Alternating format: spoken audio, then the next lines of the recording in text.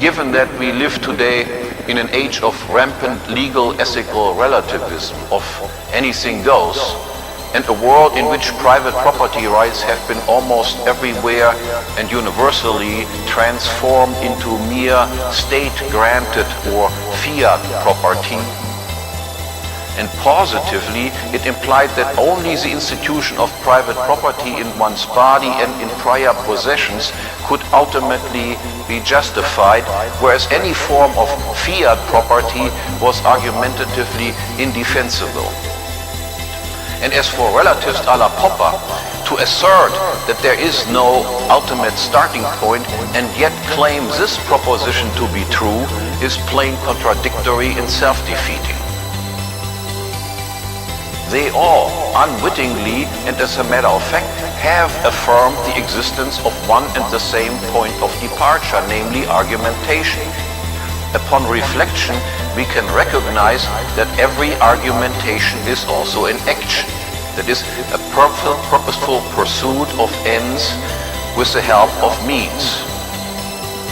The task faced by any opponent and proponent engaged in an argumentation about conflict then is to find a peaceful resolution not only for the conflict at hand, but also for all potential future conflicts.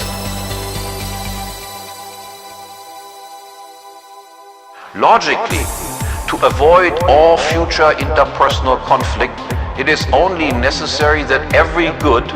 every physical thing employed as a means in the pursuit of human ends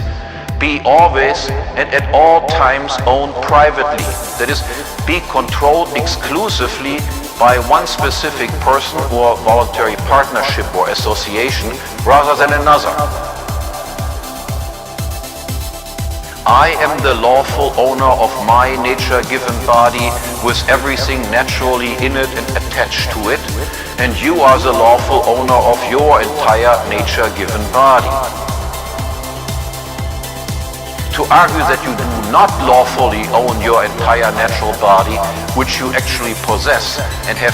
peacefully taken into possession before I could have possibly done so indirectly, by means of my own natural body, is to advocate conflict and bodily clash, and hence contrary to the purpose of argumentation, namely of peacefully resolving a present conflict and avoiding future conflict.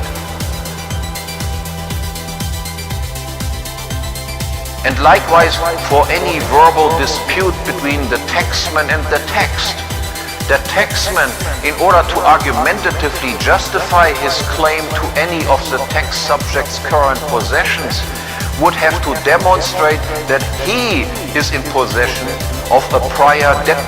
contract or some sort of rental contract, and if he would not or could not provide any such evidence, and of course no textman ever could, then he would have to give up on his demand. And if he would not do so, but instead insisted on payment, his verbal exchange with the text subject too would not qualify as a genuine argumentation, but only as a mock trial, and it would be the textman who was an outlaw.